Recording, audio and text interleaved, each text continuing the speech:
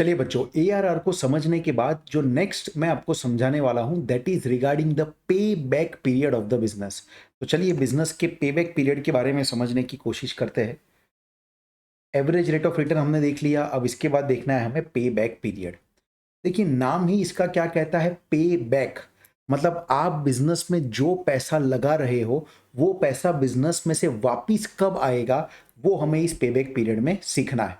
तो पे back period का मीनिंग क्या? In this we shall compute the time period. हम इसमें एक टाइम पीरियड गिनेंगे जो कि ईयर्स में होगा। we shall compute a time period in which the initial investment of the business will be recovered in the form of the cash flow of the business। आपने जब business शुरू किया तब कुछ इनिशियल इन्वेस्टमेंट किया होगा, तब कुछ पैसे लगाए होंगे। वो पैसे कितने साल में वापिस आ जाते हैं, कितने टाइम पीरियड में वो रिकवर हो जाते हैं, वो हम इस पेबैक पीरियड को गिन के समझने वाले हैं। राइट, देखते हैं इसमें आगे क्या है। It can also be taken as the break even point of the business in terms of its initial investment. कोई भी व्यक्ति जब बिजनेस करेगा तो उसकी सबसे पहली चिंता क्या होगी पता है बच्चों? वो ये चाहता है कि उसने जो पैसा बिजनेस में लगाया है वो पैसा जल्द से जल्द वापिस आ जाए। जो पैसा उसने बिजनेस में लगाया है वो पैसा जल्द से जल्द वापिस आ जाए। और वो कितनी जल्दी वापिस आता है, कितने टाइम पीरियड में वापिस आता है, वही बच्चों हमें सीखना है इस पे बैक पीरियड के अंदर। मैं सभी चीज़ों को बहुत ही सिंपल तरीके से आपके सामने रखने की कोशिश कर रहा हूँ, कोई भी टेक्निकलिटी का यूज़ नहीं करना चाहता, क्योंकि मेरा खुद का ऐसा मानना है कि अगर चीज़ें सिंपल तरीके से पढ़ी जाएगी तो आपके लिए लॉन्ग टर्म याद रखना काफ़ी आसान होगा। चलिए बच्चों आगे इसमें हमें देखो क्या करना है। सिंपली स्पीकिंग इसमें कुछ स्टेप्स को हम फॉलो करेंगे। सबसे पहले तो हमें बिजनेस के अंदर कैश फ्लो की डिटेल दी होगी, तो उसी कैश फ्लो को हम ध्यान से देखेंगे। अगर कैश फ्लो नहीं दिए है, उसकी जगह पे अगर प्रॉफिट का फिगर दिया है, तो हम लोग क्या करेंगे, we will convert profit into cash flow. Conversion of figure of profit into cash flow. अगर ऐसा है कि हमें कन्वर्ट करना पड़ जाए फिगर को, राइट, हमें कन्वर्ट करना पड़ जाए फिगर को जो कि प्रॉफिट का दिया है उसमें से कैश फ्लो की ओर जाना पड़े, तो वो चीज़ भी हम यहाँ पे कन्वर्जन करेंगे। बाकी इनिशियल केस में ज़्यादातर आपको कैश फ्लो का फिगर दे दिया होगा, फिर उस कैश फ्लो के फिगर का हम क्यूम्यूलेटिव करेंगे। अगर क्यूमुलेटिव करेंगे, ये स्टेप फॉलो करेंगे, तो ही तो हमें आइडिया आएगा ना कि हमारा पैसा पहले साल आया, फिर दूसरे साल आया, फिर तीसरे साल आया, तो उसको क्यूमुलेट करते करते टोटल कितना पैसा हो रहा है ये हमें कब पता चलेगा, जब हम कैश फ्लो को क्यूमुलेट करेंगे। एंड क्यूमुलेट करने के बाद या तो हमें आंसर सीधा क्यूमुलेटिव कैश फ्लो की कॉलम से मिल जाएगा, या तो हम एक छोटा सा लीनियर इंटरपोलेशन करेंगे। It is going to be a mathematics, right. हम छोटा सा लीनियर इंटरपोलेशन करेंगे और लीनियर इंटरपोलेशन करके हम आंसर को ढूंढेंगे।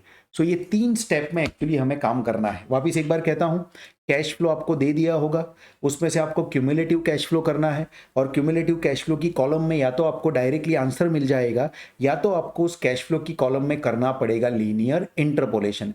जैसे ही आप लीनियर इंटरपोलेशन करेंगे डेफिनेटली आपको आंसर मिल जाएगा।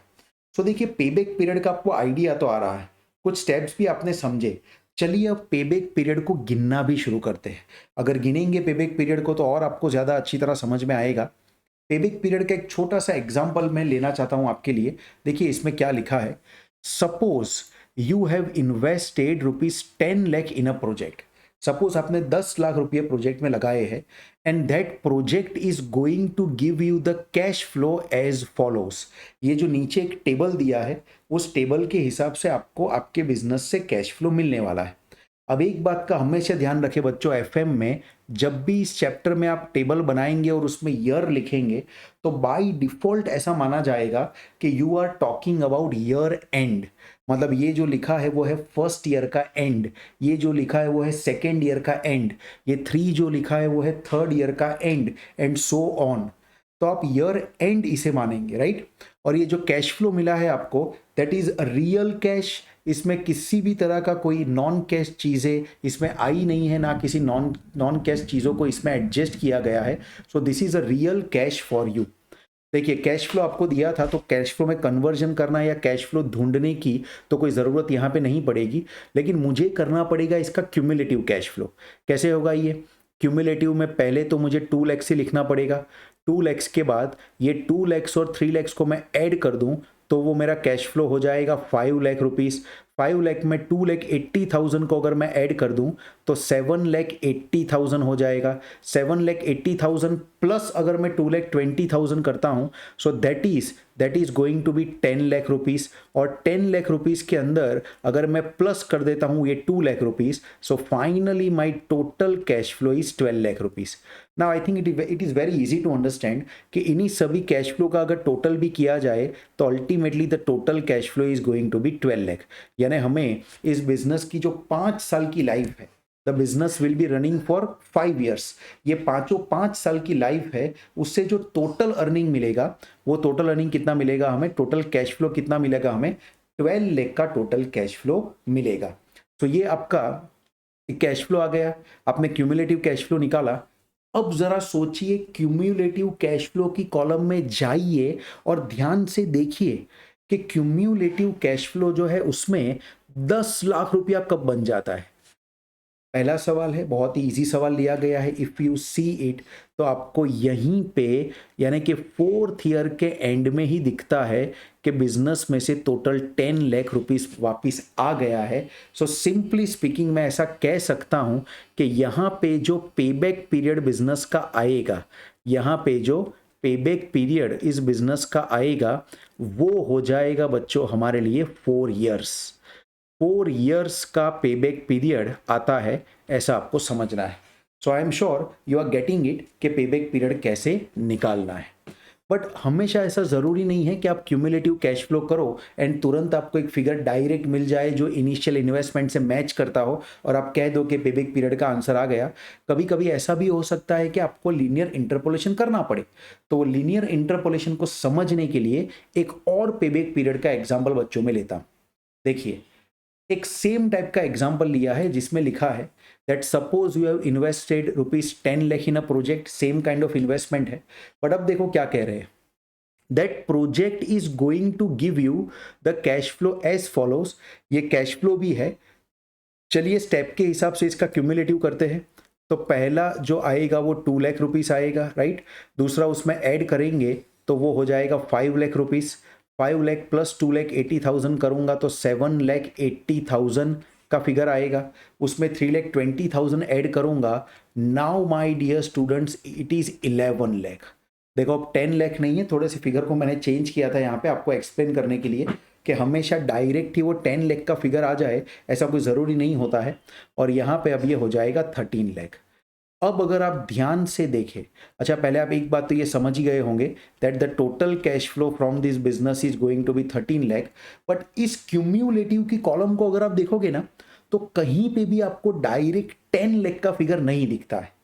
तो अब एक बात तो आपको समझ में आ रही होगी कि whatever is our payback period that is hidden somewhere between this two figure.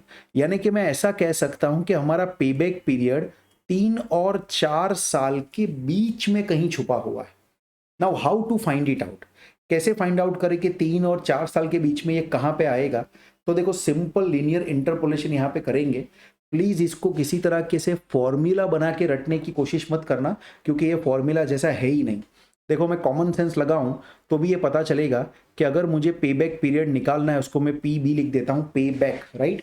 तो क्या करना पड़ेगा, देखो 3 इयर्स तो पहुंच ही गए थे, तब तक तो पैसा पूरा हुआ नहीं था, तो 3 प्लस तो करना ही पड़ेगा।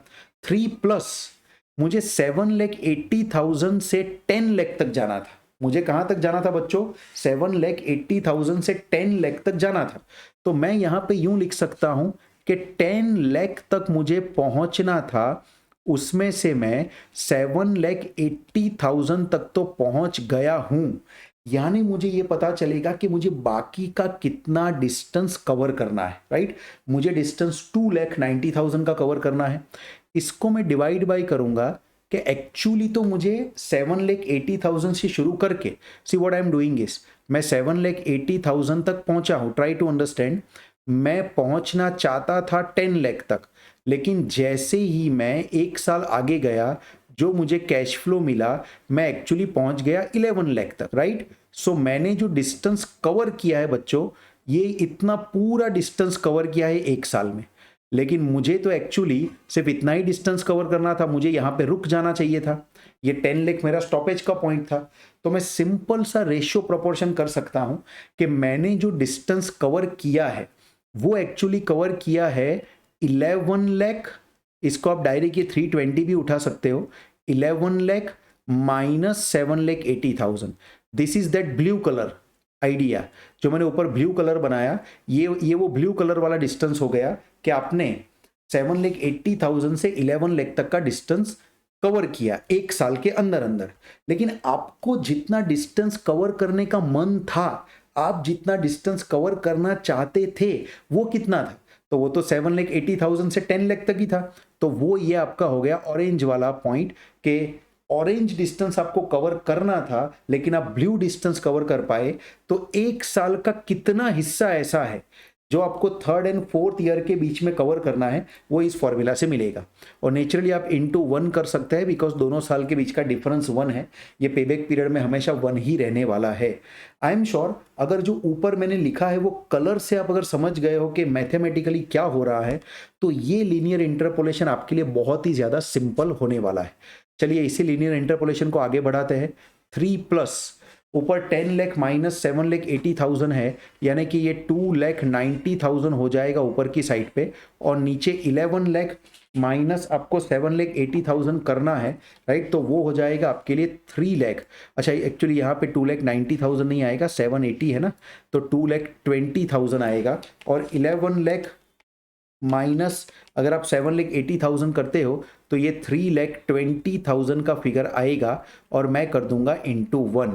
तो मेरे बच्चों ये मुझे मिलेगा 3 प्लस, अगर मैं रेशियो प्रोपोर्शन करूं तो आइडिया आ जाएगा 3 plus 0.6875 and that gives me 3.6875 years.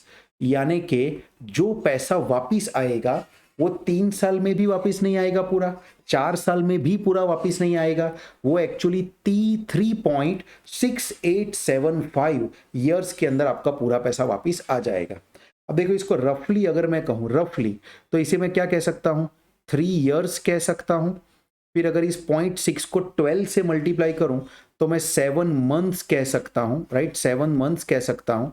और मैं डेज में अगर इसको कन्वर्ट करना चाहूँ, राइट, डेज में भी कन्वर्ट करना चाहूँ, या इसको ऐसे ही कहना मेरे हिसाब से बेटर रहेगा, थोड़ा सा प्रॉपर अगर सोचे तो इसको इक्विवेलेंट टू 3.7 ईयर्स कह सकते हैं ना।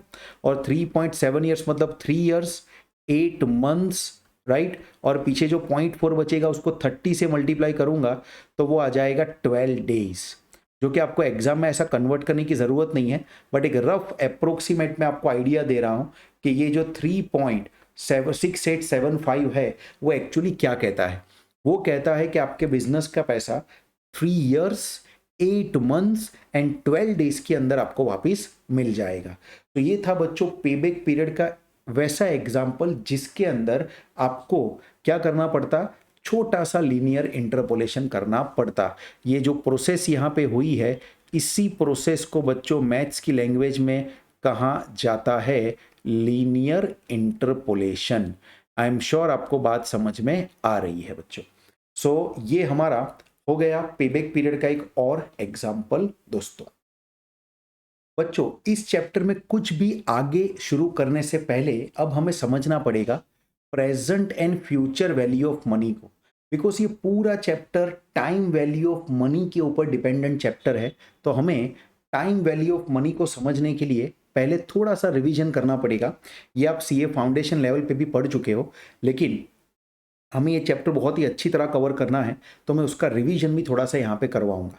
अच्छा, ये सभी जो क्वेश्चंस मैं आपके सामने लाने वाला हूँ उसमें आपको जो इंटरेस्ट का रेट मानना है, इंटरेस्ट रेट, वो आपको 10% कंपलसरी मानना है बच्चों, राइट, कि 10% इंटरेस्ट का रेट है। चलिए एक पहली सिचुएशन देखते हैं। ये सिचुएशन को सॉल्व अगर आप कर पाए, इसमें अगर आपने ध्यान दिया, तो ही इसके आगे का पूरा चैप्टर आपको समझ में आएगा बच्चों। So please be very cautious now और बराबर ध्यान देना।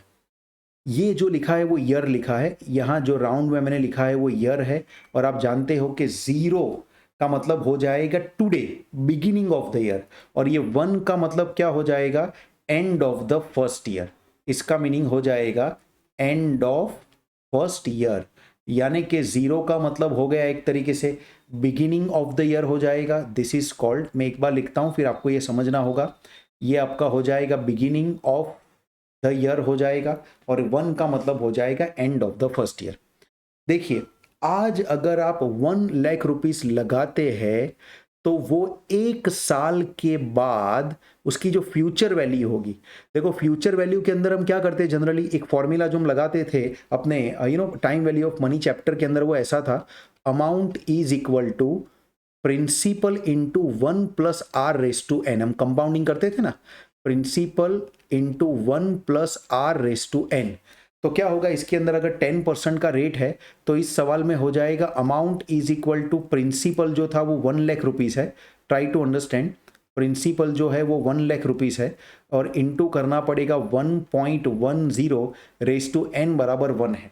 तो ये एक्चुअली कंपाउंड इंटरेस्ट का एक क्वेश्चन हो गया, जिससे हमने फ्यूचर वैल्यू फाइंड आउट की कि अगर आप आज बिजनेस में 1 लाख रुपये लगाते हो तो वो आज से 1 साल के बाद हो जाएंगे 1 लाख इंटू 1.1 मतलब कि 1,10,000 का फिगर वो हो जाएगा। दोस्तों कुछ नहीं हुआ है, अगर आप कॉमन सेंस से भी अगर यहाँ पे सोचो तो नया कुछ नहीं हुआ है। सिंपली क्या हो रहा है कि 1 लाख रुपीस के अंदर आपने 10% को ऐड कर दिया और वो हो जाता है 1,10,000 रुपीस, राइट। 1 लाख के अंदर आपने 10% को ऐड कर दिया तो अब वो हो जाता है 1,10,000 रुपीस। तो फ्यूचर वैल्यू समझना किसी के लिए भी बहुत ही आसान है। फ्यूचर वैल्यू में हमेशा क्या होता है, इंटरेस्ट प्लस होता है। तो फ्यूचर वैल्यू समझना किसी भी स्टूडेंट के लिए बहुत ही आसान है। प्रॉब्लम तब होती है जब उसको प्रेजेंट वैल्यू की तरह समझना पड़ता है। देखो, अब अगर मैं ऐसा कहूं, पहले मैं प्रेजेंट से फ्यूचर की ओर गया था बच्चों, तो मैंने इंटरेस्ट को ऐड किया था। अब अगर मैं प्रेजेंट वैल्यू पे आना चाहूं कि अगर आज से 1 साल के बाद, listen to me very carefully, अगर आज से 1 साल के बाद मुझे 1,10,000 मिलना चाहिए, 10% रेट ऑफ इंटरेस्ट मिलने वाला है, तो बोलो आज मुझे कितना पैसा इन्वेस्ट करना पड़ेगा। ये हो जाएगी प्रेजेंट वैल्यू। मतलब कल इतना मिलने वाला है तो आज कितना लगाऊं, इस तरीके से जब आप सोचते हो तो वो प्रेजेंट वैल्यू बन जाता है। अगर फॉर्मूला को भी ध्यान से देखें तो हम यूं लिख सकते हैं कि प्रेजेंट वैल्यू यानी कि principal is equal to amount divided by 1 + r⁻n, कुछ इस तरीके से लिख सकते हैं। अगर इसी क्वेश्चन को आप ऐसे गिनेंगे तो आपका अमाउंट जो आपको फ्यूचर वैल्यू चाहिए थी वो थी 1,10,000, और इसको डिवाइड बाई 1 + r⁻n यानी कि 1.10 करोगे, इसको आप सॉल्व करोगे तो नेचुरली आपका आंसर कितना आ जाएगा, 1 लाख आ जाएगा। तो देखिए हमने क्या किया, हमने प्रेजेंट वैल्यू में कन्वर्ट कर दिया, फ्यूचर में से हम कहां पे आ गए, प्रेजेंट वैल्यू में आ गए। एक चीज आपको नोट करनी है बच्चों, ये पहला एग्जांपल मैं बहुत डिटेल में बताना चाहता हूं कि जब भी आप प्रेजेंट वैल्यू में आते हो ना, तो आप 1 + r से डिवाइड करते हो, और इसी को डिवाइड करके जो चीजें मिलती है उसी को हम इस पूरे चैप्टर में एक नाम देने वाले हैं, और इस चैप्टर में उसका नाम होगा डिस्काउंट फैक्टर।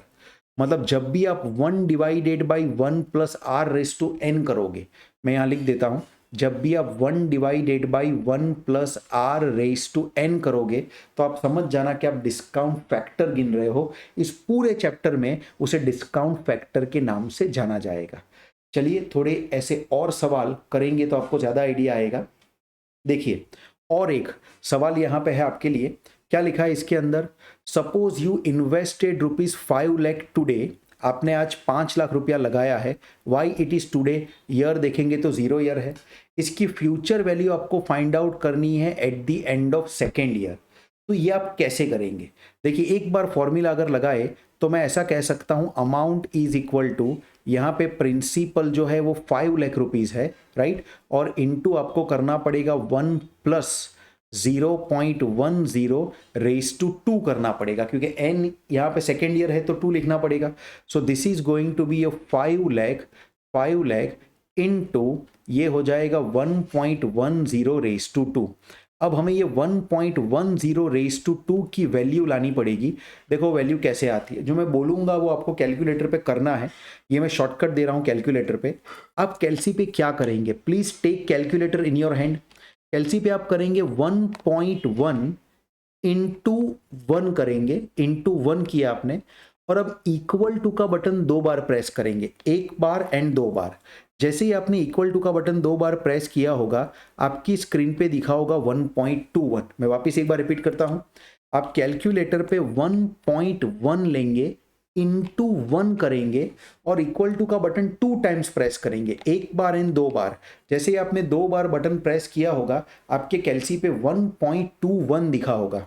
ये आपका हो गया factor, future value interest factor. इसका टेक्निकल नाम मैथमेटिकली क्या है, फ्यूचर वैल्यू इंटरेस्ट फैक्टर।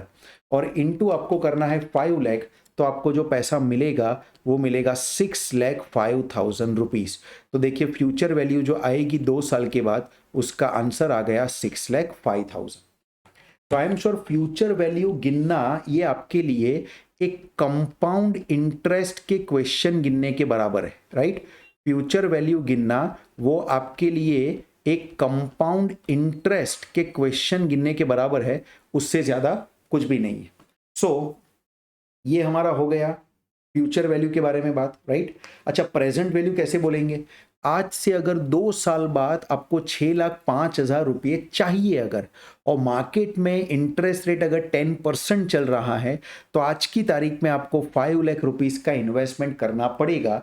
तो वापिस कहता हूं, ये 6,05,000 अगर 5 लाख की फ्यूचर वैल्यू है, तो 5 लाख अपने आप में 6,05,000 की प्रेजेंट वैल्यू है।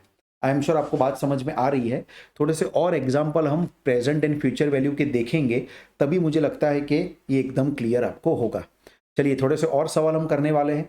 देखिए एक और सवाल आपके सामने है। अब मैं इसको शॉर्टकट में कैलकुलेटर पे गिनूंगा, लंबे फॉर्मूलाज लिखने की जरूरत नहीं है। Suppose you invested 80,000 today and 5 साल के बाद आपको उसकी फ्यूचर वैल्यू चाहिए। आप कैलकुलेटर पे क्या करेंगे बच्चों, आप कैलकुलेटर पर करेंगे 1.1, आपको 10% ही प्रिज्यूम करना है। तो 1.1 इंटू 1 और 5 टाइम्स इक्वल टू करो, बिकॉज वी हैव 5 ईयर्स, 1 2 3 4 5। इससे आपके कैलकुलेटर पे जो फिगर दिखा होगा वो है 1.61051। प्लीज प्रैक्टिस करें, आगे जाके जब हम सम्स गिनेंगे कैपिटल बजटिंग के इस चैप्टर में, तब बहुत सारी ऐसी काउंटिंग हमें कैलसी पे करनी पड़ेगी। और इनटू अगर मैं कर दूं 80,000 का, जो कि आज का अमाउंट था, तो मुझे इसकी फ्यूचर वैल्यू मिल जाएगी। और ये फ्यूचर वैल्यू हो जाएगी 1,28,840.80। अब राउंड फिगर करके 41 भी कर सकते हैं। एक बार वापस चेक करेंगे कैसे करेंगे। आप कैलसी पे लेंगे 1.1 इंटू 1, 5 टाइम्स इक्वल टू करेंगे 1 2 3 4 5। इससे आपके कैलकुलेटर पे आपको ये 1.61051 दिखेगा। This is a future value of 1 rupee invested at the rate 10%. Listen to me carefully. This is the future value of 1 rupee invested at the rate 10% compounding for 5 years. तो अगर 1 रुपया 5 साल में 1.61 पैसा हो जाएगा, तो 80,000 कितना हो जाएगा, ये हम यहाँ पे सिंपल कॉमन सेंस लगा रहे हैं। तो ये फ्यूचर वैल्यू आ गई। और इसी फ्यूचर वैल्यू के लिए प्रेजेंट वैल्यू लानी हो तो वो 80,000 आएगी। वो कैसे आ जाएगी, सिंपली 1,28,840.80 को आपको डिवाइड करना पड़ेगा 1.61051 से। तो मल्टीप्लाई करोगे तो आएगी आपकी कौन सी वैल्यू, मल्टीप्लाई करके वैल्यू आएगी फ्यूचर वैल्यू, एंड डिवाइड करोगे तो वैल्यू आ जाएगी present value. I am sure बच्चों आपको बात एकदम अच्छी तरह समझ में आ रही है। चलिए और एक सिचुएशन देखते हैं। यहाँ पे लिखा है कि suppose you invested 2 lakh today, तो वो 7 ईयर्स के बाद कितना हो जाएगा। क्या करेंगे कैलसी पे, आप कैलसी पे लेंगे 1.1 इंटू करेंगे 1 और 7 टाइम्स इक्वल टू करेंगे 1 2 3 4 5 6 7। जो फिगर आपको दिखेगा कैलसी पे वो है 1.9487 और इसको मल्टीप्लाई करना पड़ेगा आपको 2 लाख से। इसको जैसे ही आप 2 लाख से मल्टीप्लाई करोगे आपको 2 लाख की फ्यूचर वैल्यू मिलेगी, which is going to be 3,89,000 743.42। अभी मैं एग्जैक्ट फिगर लिख रहा हूं, आप चाहे तो इसको राउंड फिगर भी कर सकते हैं। तो क्या फ्यूचर वैल्यू आ गई बच्चों? 3,89,743.42। ये फ्यूचर वैल्यू आई।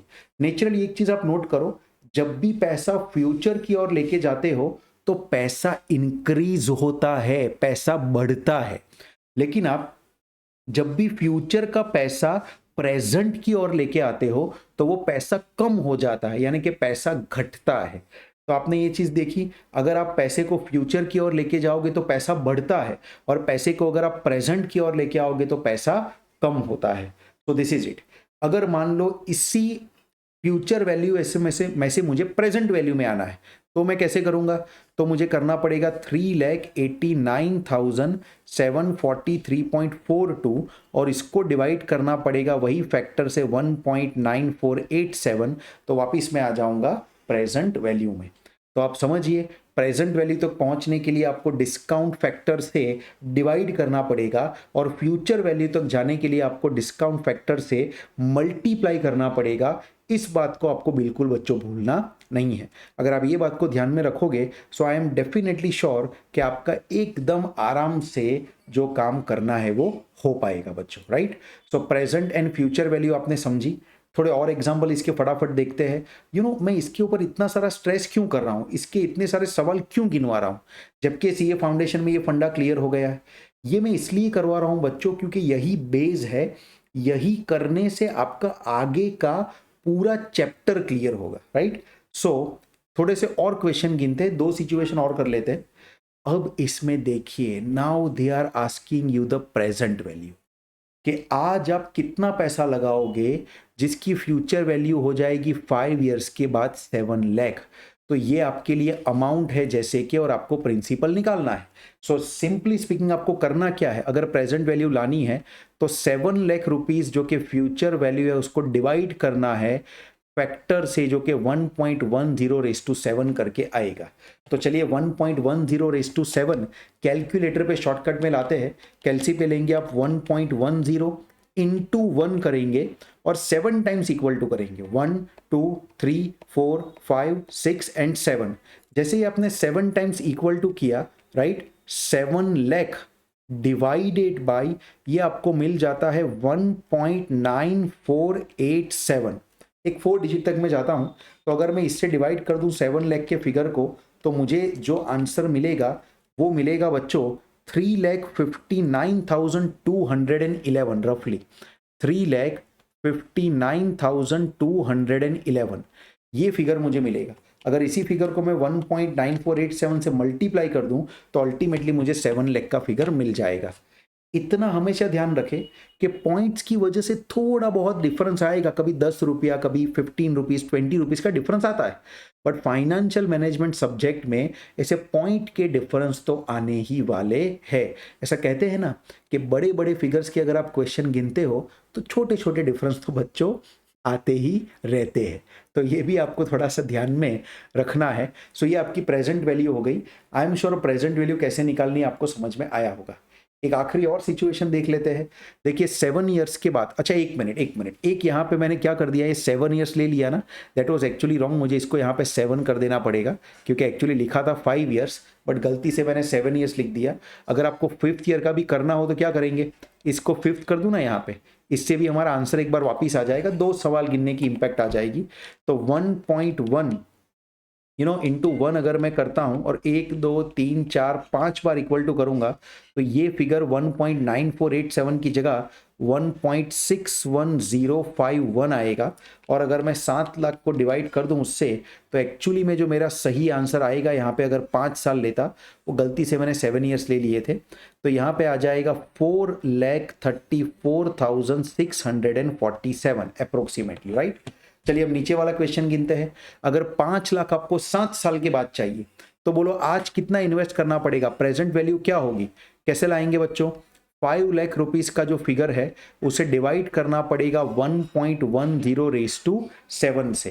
तो चलिए 1.10 लेके आते हैं। वो कैसे आएगा बच्चों, 1.1 इंटू 1, 1 2 3 1.1 इंटू 1, 1 2 3 4 5 6 और 7 बार आप इक्वल टू करेंगे तो ऊपर जो भी फैक्टर आया था वही आया 1.9487। अगर मैं इसको 5 लाख को इससे डिवाइड कर दूं तो जो मेरा फिगर आएगा दैट इज 2,56,579। अभी मैं पॉइंट्स को इग्नोर कर रहा हूं। ये रफली मेरा फिगर आ जाएगा जो कि 7 साल के बाद आने वाले 5 लाख की प्रेजेंट वैल्यू है।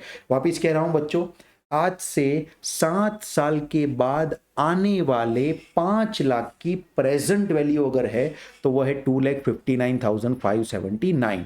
सो आई एम श्योर कि आपको फ्यूचर वैल्यू में कैसे जाते हैं और प्रेजेंट वैल्यू में कैसे आते हैं वो बहुत ही अच्छे तरीके से समझ में आया होगा बच्चों।